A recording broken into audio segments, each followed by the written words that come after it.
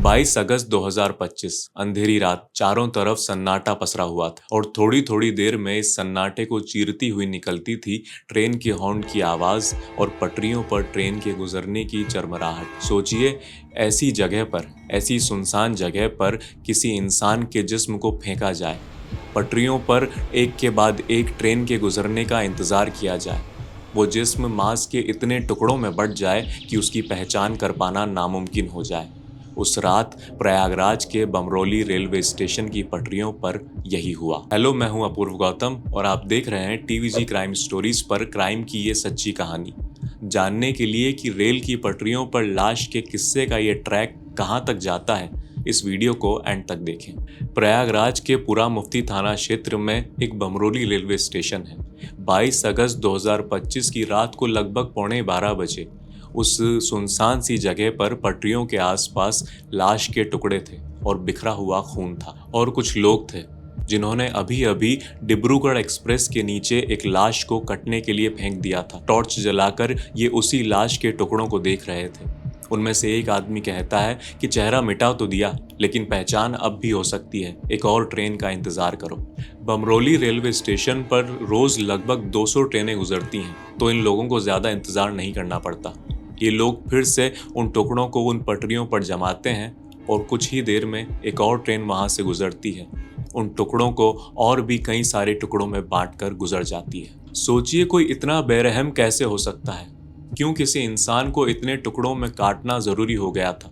ये कहानी है राजनीति, दोस्ती, धोखे और अवैध रिश्तों के ऐसे खेल की, जिसने एक नेता की जिंदगी को पटरियों पर ऐसे टुकड़ों में खत्म कर दिया। प्रयागराज पुलिस को सूचना मिली कि बमरोली रेलवे ट्रैक पर एक लाश मिली है, लेकिन वो लाश नहीं थी, वो मांस के टुकड़े थे। चेहरा इतना कुचला गया था कि पहचान लगभग नामुमकिन थी। पुलिस भी हैरान थी कि आखिर ये आदमी यहाँ तक पहुंचा कैसे और क्यों कोई इसकी पहचान मिटाना चाहता था। 72 घंटे इंतजार हुआ, कोई पहचानने नहीं आया, तो मजबूरी में पुलिस ने ही अंतिम संस्कार कर दिया। लेकिन ये कहानी यहीं खत्म नहीं हुई। असल खेल तो अब शुरू होना था। उसी 22 अगस्त 2025 की शाम को बीजेपी नेता और पूर्व जिला पंचायत सदस्य रणधीर यादव अपनी स्कॉर्पियो कार लेकर घर से निकले थे, लेकिन फिर कभी वापस नहीं लौटे। रात हुई, सुबह हुई, लेकिन घर के दरवाजे पर कोई दस्तक नहीं हुई। पत्नी बबली यादव, जो खुद भी जिला पंचायत सदस्य हैं, वो हैरान परेशान होकर थाने पहुंची। उन्होंने कहा कि मेरे पति रणधीर यादव शाम को 5 बजे से घर से निकले हैं और अभी तक वापस नहीं लौटे। हमने रिश्तेदारों और दोस्तों से भी पूछा है, लेकिन किसी को कुछ पता नहीं है। आप मदद करिए। देखिए, जब एक आम इंसान गुम होता है तो पुलिस को भी कार्रवाई करने में वक्त लगता है, लेकिन यहाँ मामला था एक नेता का, तो इस केस में सत्ता, राजनीति और उसका दबाव सब कुछ एक साथ था। फौरन कई टीमें गठित की गई। एसओजी, सिविल थाने की पुलिस, सर्विलांस सेल, सब लोग काम पर लगाए गए। मोबाइल लोकेशंस निकाली गई, सीसीटीवी फुटेज खंगाले गए। और तभी चित्रकूट पुलिस ने सूचना दी कि यहाँ पर एयरपोर्ट के पास जंगल में एक स्कॉर्पियो गाड़ी लावारिस हालत में खड़ी है। आकर देखिए कि क्या ये वही गाड़ी है। तब रणधीर यादव के मामले की जांच कर रही पुलिस वहां पर पहुंचती है और देखती है कि स्कॉर्पियो गाड़ी वही है, लेकिन वो गाड़ी खाली थी। नेता अब भी गायब थे। इधर बबली यादव तक कोई खबर पहुंचाता है कि तुम्हारे पति मिल सकते हैं, अगर 3 लोगों में से एक को भी पकड़वा दो तो। वो 3 नाम थे राम सिंह, डॉक्टर उदय और नवजय यादव। पुलिस भी लगातार जांच में जुटी थी, तो उन्हें भी ये तार जुड़ते हुए मिलते हैं। राम सिंह यादव नाम का व्यक्ति पकड़ा जाता है। राम सिंह पीडब्ल्यूडी विभाग में स्टेनो था और वही रणधीर यादव के साथ आखिरी बार देखा गया था। शुरुआती पूछताछ में तो राम सिंह इस मामले में अपना हाथ होने से साफ इनकार करता है, लेकिन पुलिस जब सख्ती से पूछताछ करती है तो राम सिंह सच बताने लगता है। उसने कहा कि हाँ, रणधीर की हत्या हमने ही की है। उसको शराब पिलाई, बेहोश किया, उसकी हत्या की और फिर उसकी लाश को पटरियों पर फेंक दिया। ये सुनकर पुलिस वालों के होश उड़ गए। लेकिन सवाल ये था कि क्यों उसने ऐसा किया, इस साजिश में और कौन कौन शामिल है। कहानी यहीं से करवट लेती है। राम सिंह से ही एक और नाम मिलता है, डॉक्टर उदय। उदय असल में डॉक्टर नहीं था, कंपाउंडर था, लेकिन इलाके में सभी लोग उसे डॉक्टर कहते थे। और सबसे अहम बात, वो रणधीर यादव का घनिष्ठ मित्र था।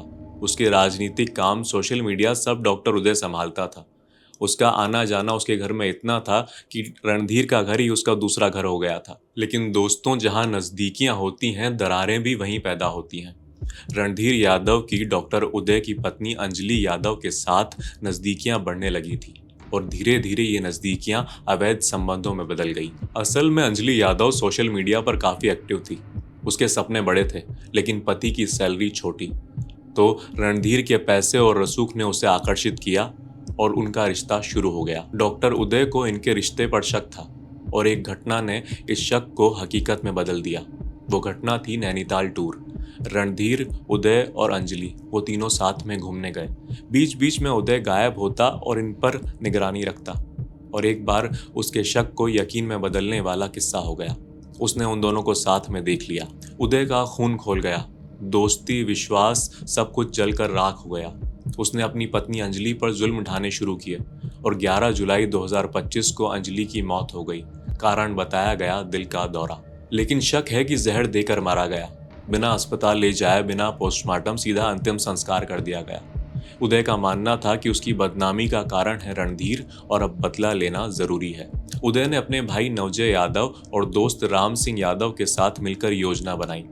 राम सिंह ने एक झूठी कहानी बनाई जिसमें उसने रणधीर को बताया कि उसका भी अंजलि यादव के साथ प्रेम प्रसंग था।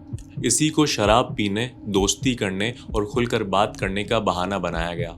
फिर आई 22 अगस्त 2025 की वो रात, जिसमें रणधीर यादव को ढाबे पर ले जाकर खूब शराब पिलाई गई। बेहोशी की हालत में गाड़ी में बैठाया गया। फिर अचानक एक भारी चीज से उन पर वार किया गया और फिर गला दबा दिया गया। और फिर बीजेपी नेता रणधीर यादव हमेशा के लिए खामोश हो गए। लेकिन कहानी यहीं खत्म नहीं हुई। गुस्से से पागल उदय ने मरे हुए रणधीर पर भी बार बार वार किए, जैसे अपने दिल की आग बुझा रहा हो। उसे रणधीर का मोबाइल भी मिला, जिसे उसने रणधीर के फिंगरप्रिंट से खोलकर जब देखा तो उसमें चैट और तस्वीरें मिली रणधीर और अंजलि के रिश्ते की। ये देखकर वो बिल्कुल पागल हो गया और उसने रणधीर को थप्पड़ मारने शुरू किए। रणधीर की लाश को गाड़ी से निकालकर उस स्कॉर्पियो गाड़ी को चित्रकूट के जंगलों में छोड़कर सभी लोग वहां से भाग निकले। बमरोली रेलवे स्टेशन के ट्रैक पर लाश को रखा गया। 3 बार उसके ऊपर से ट्रेन गुजरी और तीसरी बार तक तो लाश की पहचान करना नामुमकिन हो चुका था। 28 अगस्त 2025 यानी हत्या के 6 दिन बाद पुलिस ने राम सिंह की निशानदेही पर सारा सच उगलवा लिया।